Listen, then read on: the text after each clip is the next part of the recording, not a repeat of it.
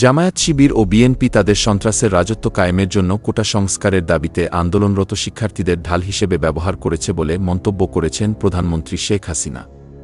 বৃহস্পতিবার ১ আগস্ট ইতালির রাষ্ট্রদূত আন্তোনিও আলেসান্দ্রো গণভবনে গেলে শেখ হাসিনা এ কথা বলেন। কল্পিতভাবে প্ল্যান করে দীর্ঘদিন থেকে প্ল্যান করেই তারা এসেছে।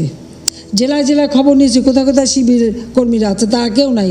সব ঢাকা, কিন্তু ঢাকা শহরে না, ঢাকার আশেপাশে এখানে সেখানে তারা ঘাপটি মেয়ে আসে আর এই ঘটনাগুলি ঘটাচ্ছে। বিএনপি সম্পূর্ণ মদত দিচ্ছে।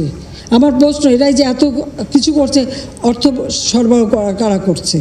সরকার প্রধান বলেন, দেশে অর্থনৈতিক কর্মকাণ্ড সহ সব কিছুই ধীরে ধীরে স্বাভাবিকের দিকে যাচ্ছে। যেহেতু পুরো দেশ ডিজিটালাইজেশনের আওতায় এসেছে, এক্সপ্রেসওয়ে এবং মেট্রো রেলের ভাঙচুর করা টোল প্লাজার পরিষেবাগুলো ফের চালু করতে কিছুটা সময় লাগছে। এ সময় তিনি সম্পদ ধ্বংস বা গোটা বিষয়ের বিচার এবং জবাবদিহি নিশ্চিত হয় সে বিষয়েও আশাবাদ ব্যক্ত করেছেন।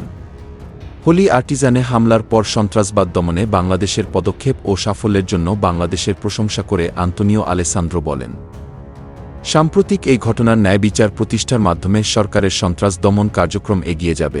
সাম্প্রতিক সহিংসতা প্রধানমন্ত্রী যেভাবে সামাল দিয়েছেন, ইতালির রাষ্ট্রদূত তারও প্রশংসা করেছেন। বাংলাদেশ ও ইতালির মধ্যে ঐতিহাসিকভাবে চমৎকার বন্ধুত্বপূর্ণ সম্পর্ক রয়েছে।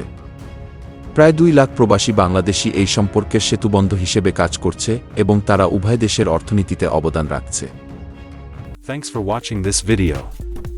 If you subscribe to my channels, like this video, comment and share what you think about it.